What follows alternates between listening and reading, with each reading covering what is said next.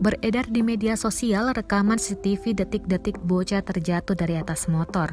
Video tersebut diunggah oleh akun Facebook Agus Soehartanto di grup Facebook Info Kriminal dan Lalu Lintas pada Sabtu 16 Oktober 2021. Dalam rekaman, terlihat anak perempuan datang bersama sang ayah. Sejak kedatangannya, terlihat bocah tersebut dalam keadaan mengantuk.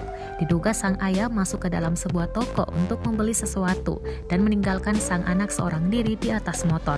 Sontak saja, anak tersebut langsung terjatuh setelah mulai terlelap tidur.